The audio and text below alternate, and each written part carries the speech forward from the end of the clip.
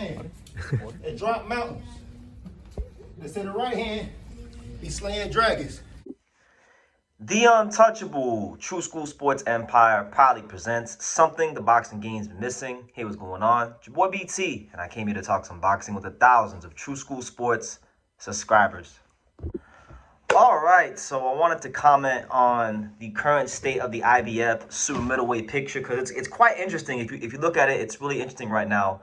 You know, there is life in boxing after Terence Crawford. Congrats to Terence Crawford on a magnificent career. But he was the man of the division. He beat the previous man of the division, Canelo Alvarez, earlier this year to become three-time undisputed. But since he retired, naturally, the belts have gone vacant. The belts are fragmented. So there's a lot of interesting stuff, possibilities and fights being discussed right now at super middleweight. And if you look at the IBF title picture right now, the number one contender is a guy that's a very dangerous man. Probably, you could say, the most dangerous man in the 168 division, and that right now is none other than the southpaw Cuban boxer puncher himself, Osleys Iglesias. Yes, Osleys Iglesias, a guy that a lot of boxing fans may not be hip to Iglesias yet, but trust me, if you know Iglesias, then you know Iglesias. He's 14-0 with 13 knockouts. He's had some interesting tests in his career thus far. Against some names, he's fought Vladimir Shishkin, he's fought Sena Agbeko, he's fought Marcelo Coceres. All those guys that I named, all of them have been flattened inside 8 rounds or less. Shishkin got stopped in 8 rounds, Agbeko got stopped in 2, Coceres got stopped in 1. And these is real live bodies, guys that are coming to win. So he's already made statements at a pretty good level in the fight game so far, right? And he is your current number one contender in the 168 division for the IBF. So it would be safe to assume and presume that sometime in the first half of 2026, Iglesias is going to get a shot to become a world champion and fight for the IBF world title, right? Now, when you look at the rankings, we'll just say the top 5, right?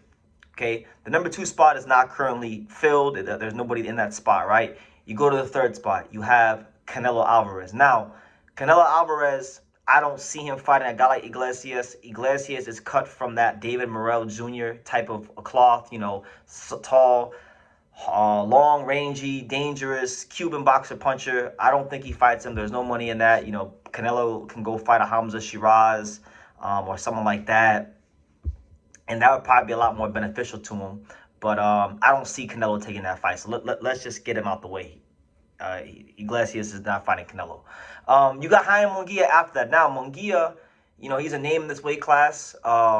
He has fought fighters from Eye of the Tiger management before. He did fight Eric Bazinian. So maybe there is a possibility that fight could be put together. But I just don't foresee... I don't foresee any reason why they would go near Iglesias. Iglesias is a very, very tough opponent. He's not really a name. He's not really known in the fight game like that yet. So I think they'll probably go another direction. Maybe they try to go fight a guy like Diego Pacheco because Diego Pacheco has called out Munguia. It's Mexican versus Mexican-American. I'm sure DAZN and some of the networks will be very intrigued to do that fight on their platform. So that gets us to the 5 spot, which was occupied by Callum Simpson. Now, Callum Simpson, not so long, about a week or 2 weeks ago, he just fought the Trojan, Troy Williamson, and got the brakes beaten off of him. So he's not going to be in that spot. And when the new rankings update, I would fully expect that somewhere around the number 5 range, you could expect to see Troy Williamson in that spot. Now, I like that fight, and I think Troy Williamson, if offered the opportunity to fight for the vacant IBF super middleweight title, I don't see a world where the 34-year-old from Darlington doesn't grab it by the horns. This is a guy in Troy Williamson that he's been matched tough his whole career. He's fought guys like Harry Scarf, Kieran Smith, Ted Cheeseman, Josh Kelly, Kalmi Agjarko, Ishmael Davis, Jahai Tucker, Mark Dickinson, and most recently Callum Simpson. He's won some, he's lost some, but the Trojan Troy Williamson has always been worth our time, attention, and energy, and I think it'll be a really interesting fight. I think he would probably be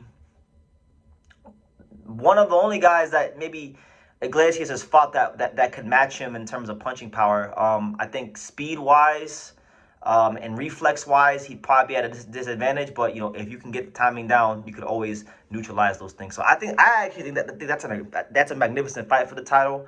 And I think it's a very possible fight that could happen between Iglesias and Troy Williamson. I think the dollars would make sense. I don't think it would cost too much money to put that fight up. And I think both parties will be willing, ready, and able to take that fight. So that, to me, seems like a very feasible option. If we can't get that fight, you go further down the list. I think a guy like, William Skoll or like a Bruno Saras or someone like that, or a Pavel, Soyagin. I feel like one of those guys fight Iglesias. But nonetheless, Osleys Iglesias is going to get his shot. It's just a matter of who he will get it with. He is the #1 contender in the IBF. I'm going to go out on a limb. Okay, maybe he fights a guy like William Skoll or Bruno Saras or someone like that. But I'm going to say, you know what? I don't know where they're going to rank Troy Williamson, but he did beat the #5 guy in Callum Simpson. Callum Simpson, it was a very promising 18-0 fighter. He was a guy that a lot of people thought was going to go all the way and become champion himself. Big prospect.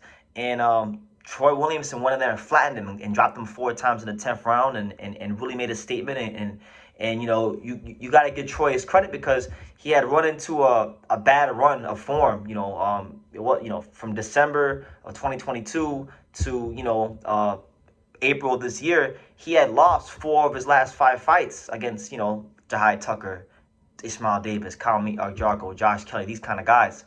But he's turned it around in a big fashion against Mark Dickinson and Callum Simpson. So I think he gets installed somewhere in that top 10. I don't know if it'll be 5 like Callum Simpson, but it'll get installed into the top 10 IBF rankings. And I do think he'll have the opportunity. The fight will be offered to him. This is my belief. And I think when it gets offered, I don't see him not taking it. Like, Troy Williamson is a guy that has had a hard career, like a very, very hard, grinding career. And he's had to earn every last thing he's gotten. And he's won some, he's lost some, but he's always been a fighter that's been worth our time and attention. And I think this fight against potentially Iglesias for a vacant IBF title, it's very on brand for what his career has been. It's been hard. It's been not easy. And if he's able to go in there and beat Iglesias to become world champion, well, then that right there will show you that he deserves it, because this is a guy, I'm telling you, he's just one of them fighters. I'm not trying to make him out to be a boogeyman or anything like that, but he's like not a guy that most fighters are going to touch with a 10-foot pole because of what he brings to the table and because of how he's performed already with the names on his record. The guys that people know in the boxing industry, he's blasted them all out of the ring easily. So anybody with a name or standing or money or the machine behind him, I don't think they touch this guy until he's an established champion. But a guy like Troy Williamson, he's got nothing to lose and everything to gain as far as being a world champion. So I think he will take this fight. But what do you guys think? Osleys Iglesias is your #1 IBF contender.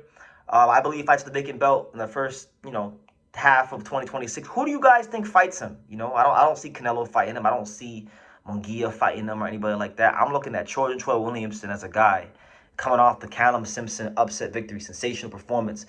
As a guy, as a main guy that I think will take this fight. So what do you guys think? Leave your comments down below. Make sure you guys take the time to subscribe. And like I say in every single one of these videos, you can love me or you can hate me, but I'm just a kid from Dania. So until next time, take care, guys. Thank you for watching True School Sports. Thank you for watching another video on the untouchable True School Sports empire, the home of boxing.